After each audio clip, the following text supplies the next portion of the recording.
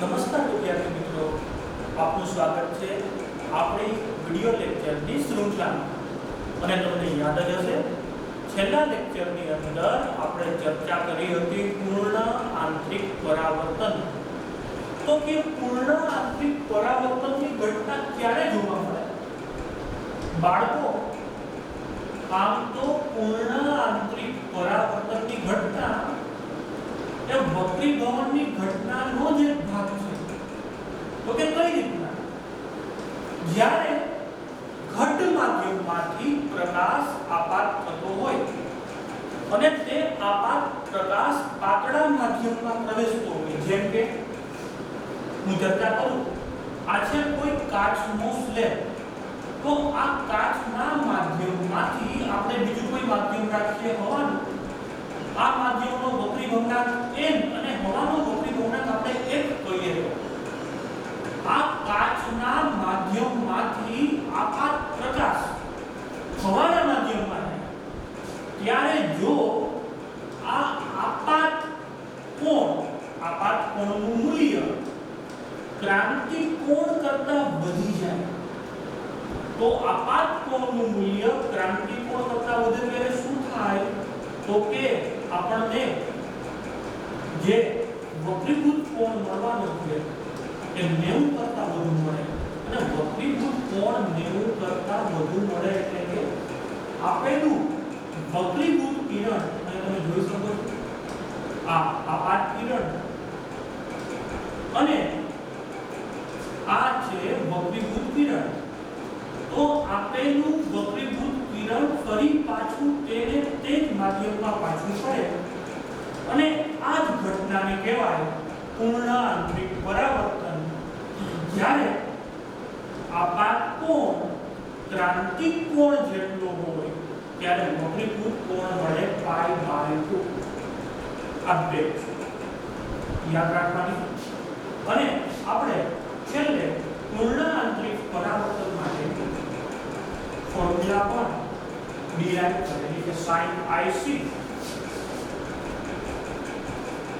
= 1/n। પરંતુ બાળકો યાદ રાખજો, આ ફોર્મ્યુલાની અંદર એક માધ્યમ હવાનું છે, હવાનું માધ્યમ નો હોય તો લખવું પડે n પાતળાના છેદમાં n ઘટ। આપણા કેસમાં તો એક માધ્યમ હવાનું છે એટલે આ કોઈ જનરલ ફોર્મ્યુલા નથી। જ્યારે એક હવાનું માધ્યમ હોય ત્યારે આપણે આ ફોર્મ્યુલા યુઝ કરી શકીએ। અધરવાઇઝ જો કદાચ હવાનું માધ્યમ ન હોય અને આપણે આ ફોર્મ્યુલા યુઝ કરવી હોય તો આપણે લખી શકીએ sin IC = n પાતળું એટલે કે પાતળા માધ્યમનો વક્રીભવનાંક upon n ઘટ એટલે કે ઘટ માધ્યમનો વક્રીભવનાંક, જો હવાનું માધ્યમ ન હોય તો આ આપણે ચર્ચા ઓલરેડી પૂર્ણ આંતરિક પરાવર્તનમાં કરી છે। મેં તમને છે ને આપણે ઘરે કરી શકાય એવા એક પ્રયોગની પણ ચર્ચા કરેલી।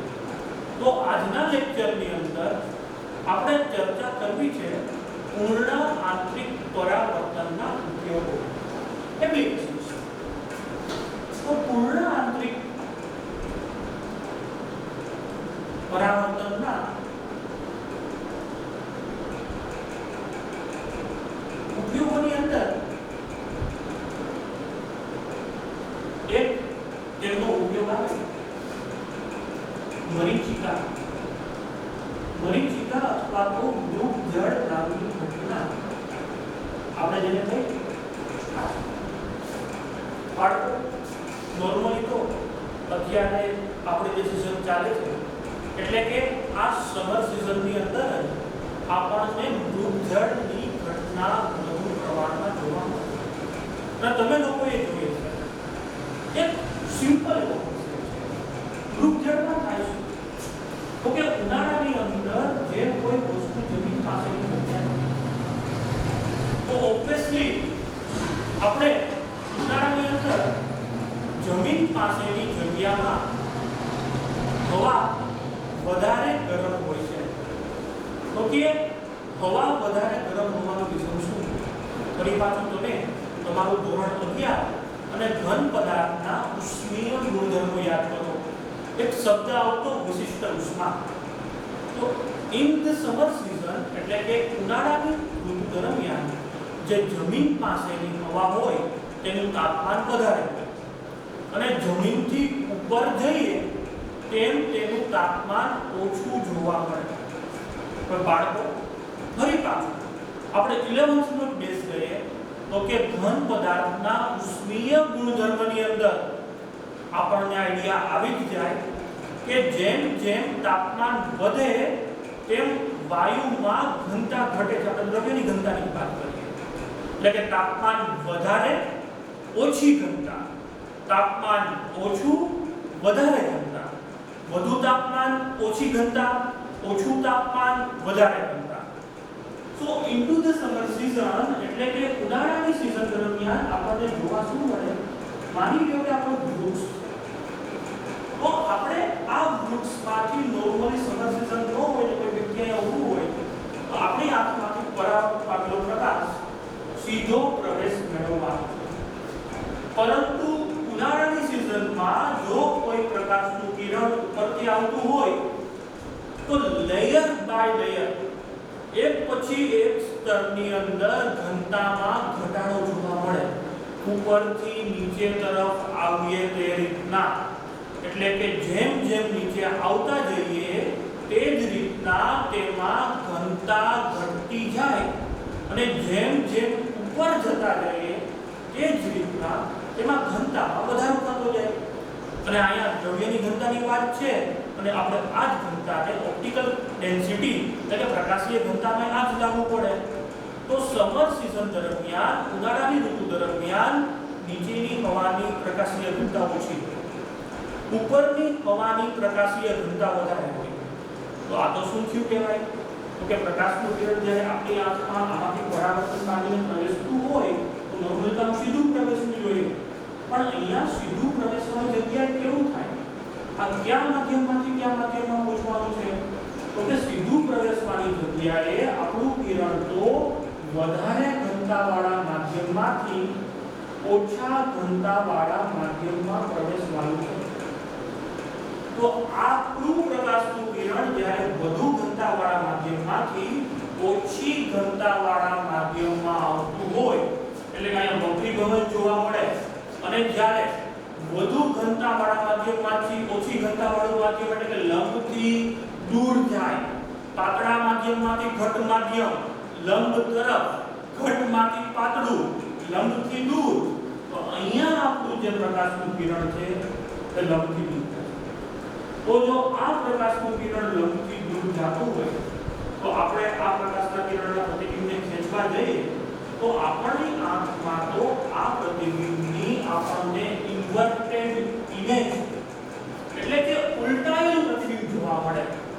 એટલે એવું બની શકે કે આપણે જ્યારે ઉનાળાની સીઝન દરમિયાન વૃક્ષનું અવલોકન કરીએ તો આપણને એ વૃક્ષનું ઇન્વર્ટેડ પ્રતિબિંબ, ઉલટાયેલું પ્રતિબિંબ જોવા મળતું હોય.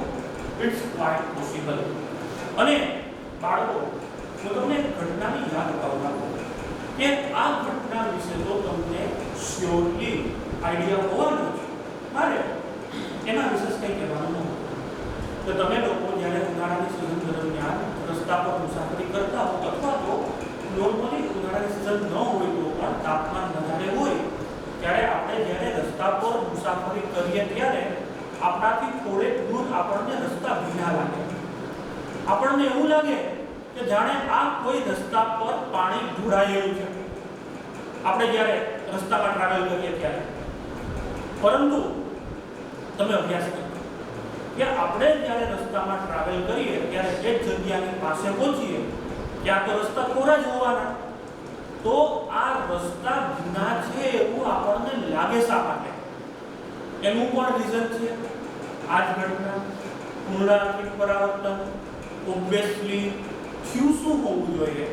તો કે જે આપણા રસ્તાની ઉપરના સ્તરની નજીકની હવા છે તે હવાનું તાપમાન કેવું હોવું જોઈએ? વધારે. તો તે હવાનું તાપમાન વધારે હોવાના કારણે શું થવું જોઈએ કે તે હવાનું તાપમાન વધારે એટલે કે તે હવા પાતળી હોવી જોઈએ અને ઉપરના વાતાવરણની હવા ઘટ હોવી જોઈએ. આકાશ છે એ આકાશનું પ્રતિબિંબ ક્યાં મળવું જોઈએ? તો કે તે આકાશનું પ્રતિબિંબ રસ્તા પર મળવું જોઈએ. અને જ્યારે આપણને આકાશનું પ્રતિબિંબ રસ્તા પર મળે એટલે આપણે અનુભવીએ અથવા તો જોઈએ કે આ રસ્તા ભીના થયેલા છે. Reason again total internal reflection, પૂર્ણ આંતરિક પરાવર્તન. અને આ જ ઘટનામાં આપણે જે મૃગજળ નામ આપ્યું, અને મૃગજળ શા માટે કહેવાય? અને બાળકો આપણે ગુજરાતીમાં તો કહેવત જ છે ઝાંઝવાના જળ, એટલે રણ પ્રદેશની અંદર ઉનાળાની સિઝન દરમિયાન કોઈ હરણ તરસ્યું થયું હોય ત્યારે એને દૂરની જગ્યાએ જોવે તો દૂરની જગ્યાએ પાણી ભરેલી જગ્યા દેખાય, કોઈ પાણી ભરેલું ખાબોચિયું દેખાય અથવા નાનું મોટું તળાવડી દેખાય. શા કારણે? તો કે ઉપરના જે સ્કાય છે, આકાશ છે, એ આકાશનું જ પ્રતિબિંબ જમીન પર જોવા મળ્યું હોય. પરંતુ ઓબ્વિયસલી આ તો આભાસી પ્રતિબિંબ છે, રિયલમાં એને પાણી હોય નહીં. પરંતુ હરણ જ્યારે તે જગ્યાએ દોડતું પહોંચે તો તે જગ્યાએ પાણી હોતું નથી. અને આમનામ જ એ હરણ ઉનાળાની સિઝન દરમિયાન રણ પ્રદેશમાં ભૂલું પડેલું પાણીની શોધખોળમાં આટા માર્યા કરે. એટલે અને આ ઘટનાને આપણે જે નામ આપ્યું એ મૃગજળ કે મરીચિકાથી ઓળખીએ કે it's kind of the illusion, એક પ્રકારની ભ્રમણા છે. એટલે જ આપણે આને કહીએ મૃગજળ. અને અલ્ટિમેટલી આ હરણ તરસ્યું મૃત્યુમાં. પરંતુ આ ઘટના મૃગજળ જવાબદાર ઘટના પૂર્ણ આંતરિક પરાવર્તન. હજી પૂર્ણ આંતરિક પરાવર્તનની વાત કરું, આપણને હીરો ઝગમગાટ કરતો જોવા મળે. આપણે શબ્દ યુઝ કરીએ કે ડાયમંડ શાઇનમાં, તો આ હીરોની ઝગમગાટ એ કેમ આભારી છે? તો કે હીરાની ઝગમગાટ આભારી છે એ આપણી આ ઘટના પૂર્ણ આંતરિક પરાવર્તન. બાળકો, હીરાની જે અંદરની સપાટી હોય ને એમાં ક્રાંતિકોણનું મૂલ્ય ઓછું છે. આશરે 25 ડિગ્રી, એરાઉન્ડ 24.8 ડિગ્રી જેટલું મૂલ્ય છે. ઇન શોર્ટ, હીરામાં ક્રાંતિકોણનું મૂલ્ય ઓછું છે. હવે ક્રાંતિકોણ એટલે કે ક્રિટિકલ એંગલનું મૂલ્ય ઓછું હોય તો તેના કારણે શું થવાનું છે કે હીરાની અંદરની સપાટી સાંભળજો માધ્યમ અગત્યનું છે. પૂર્ણ આંતરિક પરાવર્તનની ઘટનામાં આપાત પ્રકાશ કયા માધ્યમમાં હોવો જોઈએ? તો કે આપાત પ્રકાશ એ ઘટ માધ્યમમાં હોવો જોઈએ. આપણે હીરાની અંદરનું માધ્યમ એટલે કે હીરો કેનો બનેલો છે? આપણે તે કોઈ ગ્લાસનું માધ્યમ, કાચનું માધ્યમ. તો હીરાની જે અંદરનું માધ્યમ છે એ હીરાની અંદરના માધ્યમનો ક્રાંતિકોણ ઓછો છે. તો આપણે બુકમાં સરસ મજાનું લખેલું છે કે કોઈ ડાયમંડનો આર્ટિસ્ટ હોય તો હીરાને ઘસી પોલિશ કરી અને એવી ઘણી બધી સરસ મજાની સરફેસ બનાવી શકે કે જેનાથી હીરાની અંદર ઇનસાઇડ ડાયમંડ ઓનલી ઘણી બધી વખત આપણને પૂર્ણ આંતરિક પરાવર્તન એટલે કે ટોટલ ઇન્ટરનલ રિફ્લેક્શનની ઘટના જોવા મળે. પૂર્ણ આંતરિક પરાવર્તન. સો ઓબ્વિયસલી જો આપણે ડાયમંડની અંદર ઘણી બધી વાર પૂર્ણ આંતરિક પરાવર્તન કરાવી શકીએ તો આપણને કે પૂર્ણ આંતરિક પરાવર્તનના કારણે પ્રકાશ એટલે કે લાઇટ એની અંદર ટ્રેપ થયેલી હોવાના કારણે આપણને ડાયમંડ એટલે કે હીરો ઝગમગાતો દેખાય, હીરો આપણને ચળકતો દેખાય, ની જે શાઇનિંગ છે, લાઇટનિંગ છે, because of the total internal reflection. પૂર્ણ આંતરિક પરાવર્તનના કારણે આપણને ડાયમંડની અંદર શાઇનિંગ જોવા મળે. ઓબ્વિયસલી હીરાની ઝગમગાટ થઈ ગઈ. આપણે પૂર્ણ આંતરિક પરાવર્તનનો ઉપયોગ પ્રિઝમમાં કરી શકીએ કે આપણે કોઈ પ્રિઝમની મદદથી કોઈ પ્રતિબિંબને, કોઈ વસ્તુને આપણે ઉલટાવી દેવી હોય. If we want to invert the image, આપણે પ્રતિબિંબને ઉલટાવી દેવું છે, એની સાઈઝમાં ફેરફાર કરવો નથી, તો આપણને ચોક્કસપણે આ ઘટના માટે પ્રિઝમ મદદરૂપ થઈ શકે. અને પ્રિઝમમાં આ ઘટના માટે આપણને પૂર્ણ આંતરિક પરાવર્તનની ઘટના અત્યંત યુઝફુલ બની રહી. આપણે સેજ આઈડિયા લઈએ. માની લો કે આ કોઈ પ્રિઝમ છે.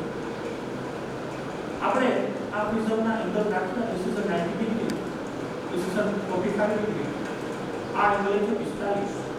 તો માની લો કે કોઈ પ્રકાશનું કિરણ અહીં આવ્યું અને પ્રકાશનું કિરણ કોઈ આ સપાટીને આપાત થયું, પરંતુ આપણે એવું કરી શકીએ કે આ કોઈ એવી વસ્તુ ન હોય. તો નોર્મલી આવું શું જોઈએ? ધ્યાન રાખજો, આ તો સપાટીને લંબરૂપે પ્રવેશે છે એટલે જે રીતે સીધું તે જ માધ્યમમાં ગતિ કરશે. પરંતુ તમે અહીંયા જુઓ, ધ્યાનથી સમજો. આપણે કોણ કયો લેવાનો હોય? Obviously we have to take the angle which is formed at the bisector which we have drawn. એટલે કે આપણે જે લંબ દોરેલો છે એ લંબ સાથે દોરેલો જ ખૂણો લેવાનો હોય. હવે ધ્યાન આપો, શું કે લંબ સાથે દોરેલો ખૂણો એટલે આપાત પ્રકાશ. આ કોઈ આપાત પ્રકાશ આ એંગલે આપાત છે. પરંતુ આપણે ખાલી કાળજી કેટલી રાખો કે આ આપાત પ્રકાશ જે એંગલે આપાત થયું એ એંગલનું મૂલ્ય તેના ક્રાંતિક કોણ કરતા વધારે રાખવાનું. તો આપાત પ્રકાશનું મૂલ્ય ક્રાંતિક કોણ કરતા વધારે હોય તો ઓબ્વિયસલી શું કરવાનું છે? તો કે ફરી પાછું તેને તે જ માધ્યમમાં, જો માધ્યમ બદલાતું નથી, once again it will be same medium, તેને તે જ માધ્યમની અંદર પરાવર્તન પામી અને બહાર નીકળે છે. તો આપણે અહીંયા નામ આપી દઉં A અને B. જો આ કોઈ વસ્તુ એવી માંથી આવતા બંને કિરણો હોય તો ફરી પાછું આ જે કિરણ હતું આ રે એટલે કે A અને આ B. આપણે શું કરી શકીએ? તમે જો આપણે આ વસ્તુ હોય એમાં 90 ડિગ્રીનો ચેન્જ લાવી શકીએ. ઇમેજિન અહીંયા તમે જોઈ શકો ઘટનામય પૂર્ણાંકિત પરાવર્તન. આપણે જ્યારે પ્રિઝમ યુઝ કરીએ એટલે આપણા માટે એક સરસ મજાની વસ્તુ એ છે કે પ્રિઝમની અંદર પ્રિઝમ કોણ ફિક્સ હોવાના. મીન્સ આપણે ખાલી ક્રાંતિક કોણનું મૂલ્ય એનાથી વધારે રાખવું એ આપણને ઓલરેડી આઈડિયા હોવો જ જોઈએ કે ફિક્સ એક વેલ્યુ છે. એ વેલ્યુ કરતાં જો આપણે ક્રાંતિક કોણનું મૂલ્ય વધારે રાખી દઈએ એટલે આપણને એમાં કશી તકલીફ પડવાની નથી. અને આપણે પ્રયત્ન એવો કરીએ કે 45 અંશ કરતાં આપણે ક્રાંતિક કોણ એટલે કે આપાત કોણ એ રીતના જ આપાત કરીએ આપણે પ્રકાશનું કિરણ જેનું મૂલ્ય ક્રાંતિક કોણ કરતાં વધી જાય. અને જો તે મૂલ્ય ક્રાંતિક કોણ કરતાં વધી જવાનું છે તો આપણને ચોક્કસથી પૂર્ણ આંતરિક પરાવર્તનની ઘટના જોવા મળે. તો પ્રિઝમની મદદથી અથવા તો પૂર્ણ આંતરિક પરાવર્તનની ઘટનાની મદદથી આપણે પ્રિઝમનો પણ અભ્યાસ કરીશું. ચાલો પૂર્ણ આંતરિક પરાવર્તનની ઘટના આપણે જે વધારે એક્ઝામ્પલની ચર્ચા કરીશું. પ્રિઝમ વાળી વાત તો આગળ વધારે તો કરીશું.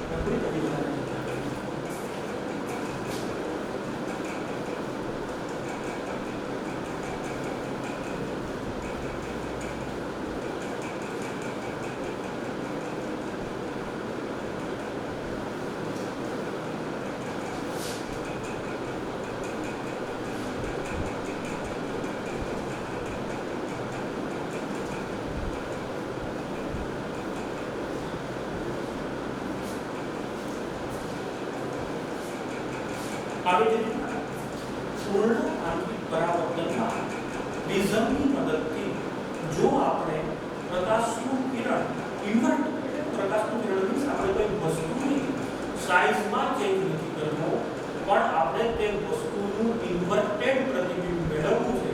તો તે ઇન્વર્ટેડ પ્રતિબિંબ મેળવવા માટે પણ પૂર્ણ આંતરિક પરાવર્તનની ઘટનાનો યુઝ કરી શકીએ. કઈ રીતના? ચાલો પ્રકાશ પોઈન્ટ નંબર 3 અને આપણે આ બીજા પોઈન્ટમાં પૂર્ણ આંતરિક પરાવર્તનની ચર્ચા કરી પ્રિઝમ દ્વારા with the help of prism. આ કોઈ પ્રિઝમની સપાટી છે. આ પ્રિઝમમાં આવેલું કોઈ વસ્તુનું કિરણ છે.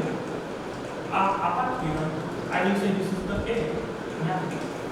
હવે તમે જોજો મને કે જો આ માધ્યમ હોય પ્રિઝમની બહારનું પ્રિઝમની અંદરનું માધ્યમ કાચું હવાનું કિરણ જ્યારે પાતળા માધ્યમમાંથી ઘટ માધ્યમમાં આવશે ત્યારે શું થાય? આ સપાટી એક લંબ હોતો. આ સપાટી છે, આ સપાટી કે આપેલું આ જે માધ્યમ છે એ માધ્યમને આપણે લંબ જોઈએ તો ઓબ્વિયસલી લંબ તરફ વળશે આ ફરી પાછું વાત કરું આ સમાંતર આવેલું કિરણ આ આપેલ સપાટીને દોરેલો લંબ ને લંબ તરફ વળશે આ એવી વસ્તુ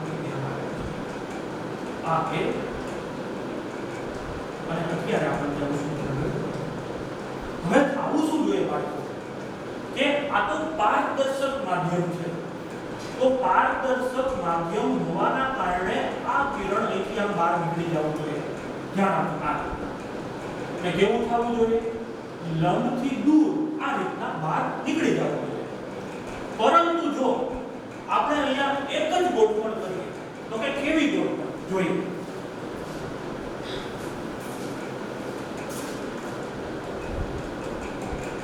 તો કે આ કેસની અંદર આપણે એક સરસ મજાની ગોઠવણ કરી દઈએ કે આ લંબ અહીંયા જે આપાત કોણ છે એ આપાત કોણ ક્રાંતિ કોણ કરતા મોટો રાખે સમજો પણ ક્રાંતિ કોણ કરતા મોટો રાખતા તો આપાત કોણ આ માની લો કે આપાત કોણ I1 કહી દો અને આ આપાત કોણ I2 જે આપણે ઓલરેડી કેલ્ક્યુલેશન કરી અને ક્રાંતિ કોણ કરતા મોટો રાખતા તો આ આપાત કોણ ક્રાંતિ કોણ કરતા મોટો હોય તેનો ફાયદો શું મળે તો કે ફરી પાછું તેને તે જ માધ્યમની અંદર આ કિરણ પરાવર્તન આવશે આયા કઈ ઘટના જોવા મળી બાળકો પૂર્ણ આંતરિક પરાવર્તનની હવે આ પૂર્ણ આંતરિક તમે આ રેસ ઉપર ધ્યાન આપજો આ હતું તે આ કઈ વસ્તુ છે તો હવે આપણું આ બની ગયું રેસ અને આ હતું રે બી આ બી તો અહીંયા બે શબ્દલા બને આ જગ્યાએ જોજો ધ્યાન આપજો એક જ વસ્તુ સમજવી જરૂરી નથી જેટલું વધારે લોજિક યુઝ કરશો એટલું વધુ પ્રોપર શીખવા મળશે આપણી બુકમાં ફિગર ડ્રો કરેલી હોય કે અહીંથી કિરણ બહાર નીકળે એટલે આ સપાટીએ કિરણ બહાર નીકળે એવું જરૂરી નથી તમે શું વિચારજો કે ક્યારે આ ઘટ માધ્યમમાંથી પાતળા માધ્યમમાં પ્રવેશે અને ક્યારે ન પ્રવેશે તો ઓબ્વિયસલી ઘટમાંથી પાતળામાં પ્રવેશે ક્યારે કે અહીંયા જે આપાત કોણ છે આપાત કોણ કેની સાથે બનેલો આ જે સપાટીનો બાળકો હજી બીજી વસ્તુ લંબ કેને ડ્રો કરેલો હોવો જોઈએ આપેલ સપાટીની અંદર સપાટી જોઈ શકો તમારે લંબ આ સપાટીને ડ્રો કરવો પડે એટલે મને કંઈક આ રીતના લંબ મળે આ સપાટીને લંબ દોરવાનો છે તો હવે જ્યારે કોઈ આ માધ્યમમાંથી બહાર નીકળે તમે જોજો લંબ હંમેશા માટે સપાટીને ડ્રો કરવાનો બી કેરફુલ લંબ સપાટીને ડ્રો કરવાનો એવું બને તો વક્રીભૂત કિરણ લંબથી દૂર જાય લંબ તરફ નહીં લંબથી દૂર આ લંબ છે તો લંબથી દૂર આપણને વસ્તુનું ફાઇનલ પ્રતિબિંબ મળે આ b' આ a' પરંતુ જો એવી વસ્તુઓની સાઈઝ એને આ વસ્તુનું પ્રતિબિંબ કેવું થઈ ગયું ઇન્વર્ટેડ પૂર્ણ આંતરિક પરાવર્તનની ઘટનાનું આપણે રિપ્રેઝન્ટ કરી શકીએ એના માટે આપણો ડેટા ફિક્સ હોવો જોઈએ વસ્તુની સાઈઝ બદલી નથી પરિમાણમાં ચેન્જ નથી કર્યો તેમ છતાં આપણે તે વસ્તુનું ઊંધું પ્રતિબિંબ મેળવી શક્યા પરંતુ જો વિદ્યાર્થીઓ તમે ખરેખર આ ઘટના સમજ્યા હોય તો આ પોઈન્ટ પર ધ્યાન રાખવાનું કે આ પોઈન્ટ ઉપર કેટલી શક્યતા છે બે એક તો તેને તે માધ્યમમાં પાછું કરે ક્યારે તો કે આ આપાત કોણ ક્રાંતિ કોણ કરતા મોટો હોય અને બીજું એ શક્યતા મેં અહીંયા ડ્રો કરી તેવી જ રીતના આ સપાટીએ પણ બે શક્યતા કઈ શક્યતા એક તો હવાના માધ્યમમાં બહાર નીકળે અથવા તો બીજી પોસિબિલિટી જે મેં અહીંયા ડ્રો કરેલી છે કે આ સેકન્ડ પોસિબિલિટીની અંદર ફરી પાછું તેને તે જ માધ્યમમાં પૂર્ણ આંતરિક પરાવર્તન અનુભવે તો કે બહાર ક્યારે નીકળે કે આપાત કોણનું મૂલ્ય ક્રાંતિ કોણ કરતા ઓછું હોય તો અહીંથી જ આપાત પ્રકાશ બહાર નીકળી ગયો હોય પરંતુ અહીંયા જો આપણે આપાત કોણનું મૂલ્ય કોઈક રીતના એવું સેટઅપ કરી અને ક્રાંતિ કોણ કરતા વધારે કરી શકીએ ને તો જ ફરી પાછું આને આ માધ્યમમાં પાછું ફરે છે કેવો સરસ મજાની એપ્લિકેશન કે આપણે કંઈ પણ ચેન્જ કર્યા વગર એ વસ્તુને ઇન્વર્ટેડ કરી શકીએ એનું પરિમાણ પણ અહીં રહે છે ઇટ્સ ક્વાઇટ ઇન્ટરેસ્ટિંગ એપ્લિકેશન. અને પૂર્ણ આંતરિક પરાવર્તનની છેલ્લી એપ્લિકેશન એટલે કે આપણે બહુ મસ્ત મજાની આજના આધુનિક યુગમાં તો આપણે જેની બહુ બોલબાલા છે એવી વસ્તુ ઓપ્ટિકલ ફાઇબર્સ કે જેની આપણે ચર્ચા કરીશું નેક્સ્ટ લેક્ચરમાં. Thank you.